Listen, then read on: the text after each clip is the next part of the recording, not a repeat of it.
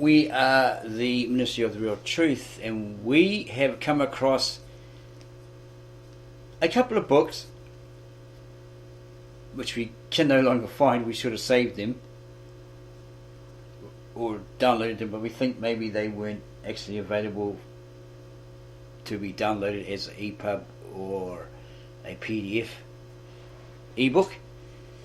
We're still trying to find these 2 or 3 books to bring you the evidence of what we found, historical evidence. But this is something we found online in regards to something we came across in a book stating that it was translated from the Syrian or the Syriac into English. It's an old historical myth or legend about a lady called Protonice, Protonice, wife of Roman Emperor Claudius.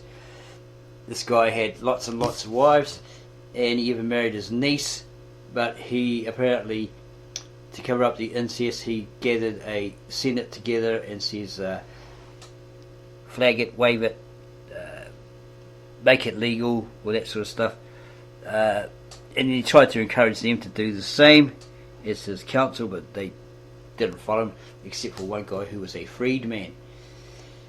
Yeah, very, very weird Roman emperors from Augustus onwards. They believed that they were divine, and they were just sick, they were horrific, they were evil, they were wicked. Hitler was probably pale in comparison, but then again, they're probably on the same level as him, of what he did. Yeah, so it said that this lady Protonice, Protonice, was the wife of Claudius, and we tried to find information on her to verify that that Syriac or that Syrian text, manuscript, book, scroll was actually true, and we couldn't find anything, no matter how much we tried. So yeah, we came across this website, and it says here, a piece of the true cross unearthed in Turkey. It's a news report on a website, some sort of Christian magazine website, in relation to a news broadcast, probably around 2013 or later, that Turkish archaeologists announced that they had found a stone chest in a 1,350-year-old church that may have implications, or had implications, for the Christian church. The archaeologists claim that inside the chest is a relic that may contain a piece of the cross of Jesus. The artifacts were unearthed under the Balatla church in the Sinop province in north-central Turkey. Excavation team leader Gilgan Guruglu, not too sure how to say that, said, "We have found a holy thing in a chest. It is a piece of a cross." The Turkey's Hurriyet Daily News quoted her as saying, Guruglu, an archaeologist at Turkey's Mimar Sinan University of Fine Arts, said the chest is typical of other artifacts of its type. Chests at one time not only contained the bones of a person, but also items closely associated with that person's life. In this case, the artifacts contained in this chest were believed to be associated with Jesus' crucifixion. The chest had been taken to a laboratory for further examination. She said that her team had been working at the Byzantine-era church for the last 4 years. She said that besides the chest, they had found the ruins of an ancient Roman bath, as well as more than 1,000 human skeletons. According to tradition, in 325 AD, Helena, the mother of Constantine the Great, believed that she discovered the true cross of Jesus at a site outside of Jerusalem. 3 crosses were found at the site, including the cross that Jesus supposedly was crucified on, along with the crosses of the 2 thieves. A healing of a crippled woman attributed to stretching her out on a cross was said to reveal the identity of Jesus' cross. The main part of the cross was deposited by Helena, it's the mother of Constantine, Roman Emperor Constantine. It was deposited by Helena in a church erected over the spot. Of the remainder, one portion was sent to Byzantium and inserted into the head of a statue of Constantine, and another was placed in a new church in Rome, specially erected and named for it Santa Croce, Holy Cross. Pieces linked to Jesus' cross were spread around the world and can be found in as diverse places outside of the Holy Land as Italy, India, France, and even the Shrine of the True Cross in Dickinson, Texas, USA. Small fragments of the wood of the cross were also encrusted with gold and jewels and sold as souvenirs. Later in the 4th century, Cyril of Jerusalem said the whole world had been filled with pieces of the wood of the cross. Was that the Cyril that had the debate with Nestorius, and he wanted to be the bishop of all bishops, but he felt, or he realised that he wouldn't be, Nestorius would. He just had that power, that gift. And Nestorius said something about Christ being both divine and human, i.e. the hypostasis, and he started calling him a heretic and all that sort of stuff, and saying all these evil things about him and so forth. And then later on, the original ancient Apostolic Orthodox Church of the East, supposedly founded and set up by one of the 70 apostles, Addai. Yeah, we always thought, we were led to believe that it was Thomas, but it was actually him, apparently, according to these articles, because he went to King Akbar the Black, and he'd been given a letter from Christ, or he'd been given a message. Actually, it says in this article, he didn't give him a written letter, he gave him a message to take. And then this Akbar, who had some sort of gout or something in his feet, or his son had it, they looked at his face and they saw Christ in it, and then they were instantly healed and all this sort of stuff. Okay, that's that version. Okay, so these links, these pieces were linked to Jesus' cross. These pieces that were linked to Jesus' cross were spread around the world and can be found in as diverse places outside of the Holy Land as Italy, India, France, and even the Shrine of the True Cross in Dickinson, Texas, USA. Small fragments of the wood of the cross were also encrusted with gold. Read all that. Since many early Christian churches and wealthy believers wanted to have a piece of the cross, the miracle of the multiplication of the cross was devised so that any relic of the cross was preserved, even though pieces were taken from it. Pundits have commented that there are so many pieces of the cross housed in churches and private collections that one could build a 3-bedroom house from all the fragments. In fact, in the 1500s, John Calvin was to have said, if all the pieces linked to the true cross were assembled in one place, they would make a big shipload. The legend of Helena's find of the cross was widely accepted as true, but the discovery of a 5th century apocryphal work titled Doctrina Addai has made it evident that the entire story of Helena's discovery is only a version of an old Mesopotamian legend. And that's the one that we came across, where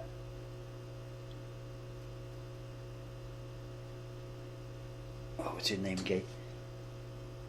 Protonice, Protonice, the wife of the Roman Emperor Claudius, one of his many wives, probably his last wife. She heard about Jesus the Christ, the testimony, etc. She was interested in it, so she heard that he was crucified. She went there a few days after and asked these people. She was the queen, obviously, and he was the emperor or the king. She went to Jerusalem with her daughter, and asked these people, where was the Christ crucified, and then where was he buried after he was taken down, and all this sort of stuff. So they were shown by these people there, and they went up on the hill where he was crucified, saw fragments of the cross, etc. Asked where he was buried, and all this sort of stuff, and they took her there. And apparently she found these 3 crosses, and she lay. What happened? Her daughter died instantly or something, and she lay her on the 1st, 2nd cross, and she prayed and all this sort of stuff. And then she came back to life. Okay. So that's the Mesopotamian Syrian version of that, which is very different. Protonice compared to the Lady Helena being the Protonice being the wife of Claudius, the Emperor Claudius, and Helena being the mother of Constantine. Okay, so yeah, there's two different stories there clashing. Okay, the legend of Helena's find of the cross was widely accepted as true, but the discovery of a 5th century apocryphal work titled Doctrina Eddai has made it evident that the entire story of Helena's discovery is only a version of an old Mesopotamian legend. It's very, very different, as we detailed. The Doctrina Eddai tells of an identical discovery of the cross under the very same circumstances during the reign of Tiberius. Okay, so that's before Claudius, by Protonice or Protonice, wife of Claudius, who became emperor, who had been converted to Christianity by the preaching of Peter, Saint Peter. Throughout time, many artifacts have been sought after or claimed to be found. The Shroud of Turin, the Ark of the Covenant, the True Cross. All these items could easily turn into a modern day variant of the Brazen Serpent. In many cases they have. During Israel's flight from Egypt, the Israelites began to murmur against God, Numbers 21:4-5. For this they were punished by fiery serpents, Numbers 21:6-7. Moses was instructed to make a brass serpent and hang it on a pole, to which the people bitten were to look and become healed. That serpent prefigures Christ, quote, made sin for us, unquote. John 3:14-15, 2 Corinthians 5:21. Hanging on the tree, the judgment of our sin. Hanging on the tree, the judgment of our sin, Romans 8:3. However, people lost sight of the real reason for the brazen serpent and began to use it as an object of idolatry. 2 Kings 18:4. Because of this perversion, King Hezekiah destroyed it about 700 BC. There is a danger that many people will look to other artifacts from the past as they did the brazen serpent and become, quote, snake worshippers, unquote, today. To them the power is in believing in a thing rather than in God or an object or some old relic. It is faith in God, not faith in things that has power. Without the promises of God's word, we can have all the faith in the world and not have redemption. Is that piece of wood part of the cross Jesus was hung from? Does it really matter? Well, yeah, we believe it does because someone's telling a story and we want to know if it's true or not, right? It's two different stories. But yeah, they're right. It's faith in God, not faith in objects or relics or anything like that, or holy water in a little bottle that someone's really got from in a sink at the back, in the washroom, and making out it's from Jerusalem and all this sort of stuff. Yeah, it's a way to attract you to that church meeting, right? Maybe throw them money or that sort of stuff. Okay, so that's that one, a piece of the True Cross unearthed in Turkey, and we've actually looked at Helena, mother of Constantine, to find out about her. Here's a statue of her there, depiction. Okay, Flavia Julia Helena, probably born around 246 or 248 and died in 330 AD, also known as Helena of Constantinople and in Christianity as Saint Helena, was an Augusta of the Roman Empire. So what's an Augusta? Because apparently Octavius, who might have been Tiberius, had his name, oh no, it was Augustus, right? Yeah. Octavius had his name changed to Augustus. We found in this book. We're not too sure. We don't think that's Tiberius. Okay. So she was an Augusta of the Roman Empire and mother of Emperor Constantine the Great. She was born in the lower classes, traditionally in the Greek city of Drepanon, Bithynia, an ancient region, kingdom and Roman province in the northwest of Asia Minor, etc., which was renamed Helenopolis or Drepana, an ancient Greco-Roman and Byzantine town in Bithynia, Asia Minor, on the southern side of the Gulf of Astychus, and so forth. In her honour, although several locations have been proposed for her birthplace and origin, Helena ranks as an important figure in the history of Christianity. In her final years, she made a religious tour of Syria, Palestina, or Syrian Palestine, Roman Palestine, a province in the Palestine region between the early 2nd and late 4th centuries AD. The provincial capital was Caesarea Maritima. Must have been close to the ocean or something like that. Around here somewhere. Yeah, pretty much to the coastline.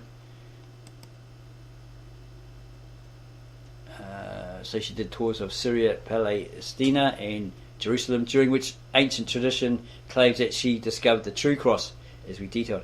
The Eastern Orthodox Church, Catholic Church, Oriental Orthodox churches and Anglican Communion revere her as a saint, and the Lutheran Church commemorates her. Well, of course they would, because if they're all of that mother church, they're all like the branches, breakaways, they're still affiliated with her. Yeah, they'd be doing exactly what she's doing, right? By worshipping in this person as a saint, or beholding this person as a saint, etc. Early life. Sources agree that Helena was a Greek, probably from Asia Minor and modern Turkey. Her birthplace is not known with certainty, but Helenopolis, then Drepanum, and Bithynia is following Procopius, a prominent late antique Greek scholar and historian from Syria Maritima, probably the supposed place that she came from. Generally assumed to be the place. Her name is attested on coins as Flavia Helena, Flavia Julia Helena, and sometimes Elena. Joseph Vogt suggested that the name Helena was typical for the Greek-speaking part of the Roman Empire, and that therefore her place of origin should be looked for in the eastern provinces of the Roman Empire. The 6th century historian Procopius is the earliest authority for the statement that Helena was a native of Drepanum in the province of Bithynia in Asia Minor. The name Helena appears in all areas of the empire, etc., etc.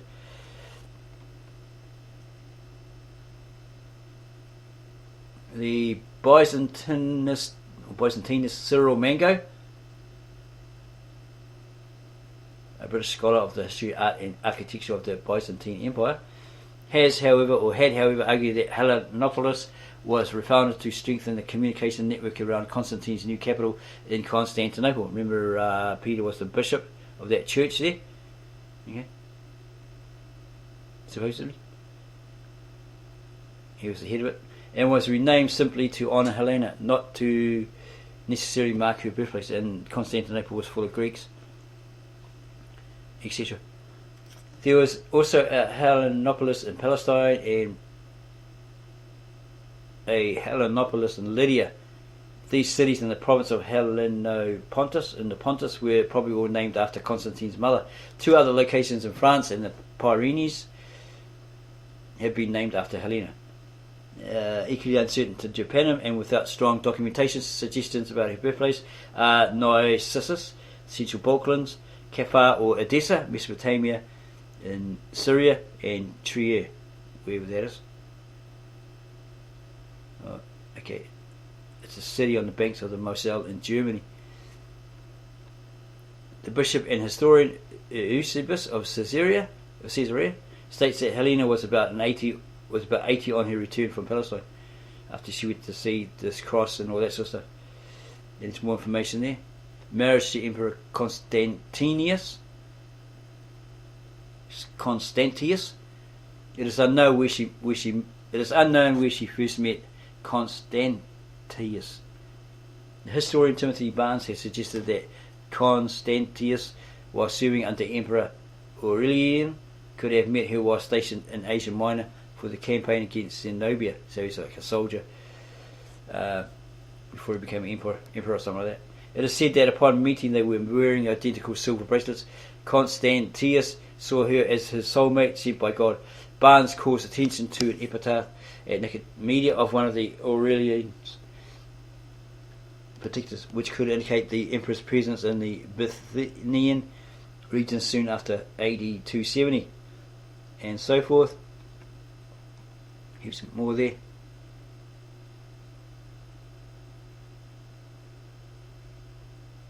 Constantine was proclaimed Augustus, emperor, in 306 by Constantius's troops after the latter had died, and following his elevation his mother was brought back to the public life in 312, returning to the imperial court. She appears in the eagle cameo portraying Constantine's family, probably commemorating the birth of Constantine's son, Constantine II, in the summer of 316. She lived in the Horti Spe Veteris, or Horti Spe Veteris, luxurious palace estate in Rome, where she converted it into an even more luxurious palace. So she lived well, right?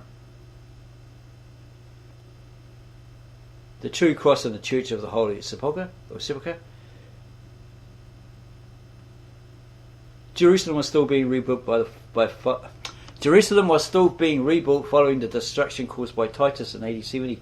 Emperor Hadrian had built during the 130s a temple to Venus, the supposed site of Jesus' tomb near Calvary, and renamed the city Aelia Capitolina, and so forth. The letter from Constantine to Macarius of Jerusalem, as presented in Eusebius' Life of Constantine, states, "Such is our Saviour's grace that no power of language seems adequate to describe the wondrous circumstance to which I am," or he was about to refer. "For that the momentum of his, or Christ's, most holy passion, so long ago buried beneath the ground, should have remained unknown for so long a series of years, until its reappearance to his servants, now set free through the removal of him who is the common enemy of all, as a fact," as he talked about Satan, "as a fact which truly surpasses all admiration," and so forth. Sozomen and Theodoret claim that Helena also found the nails of the crucifixion.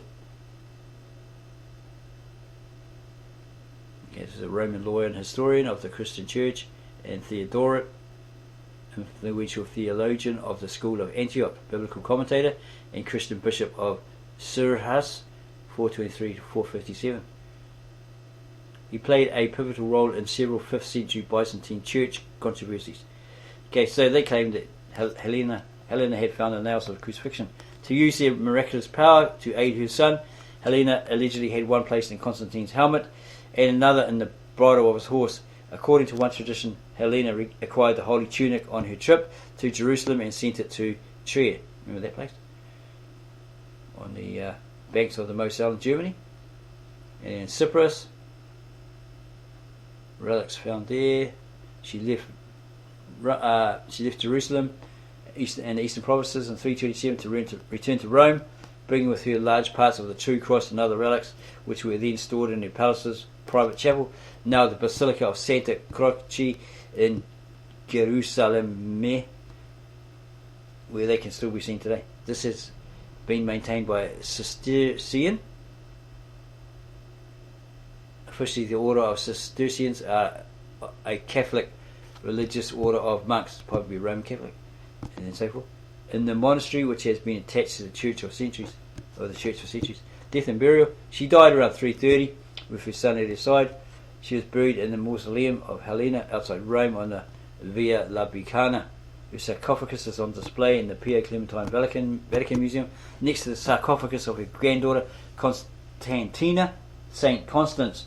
However, in 1154 her remains were replaced in the sarcophagus with the remains of Pope Anastasius IV.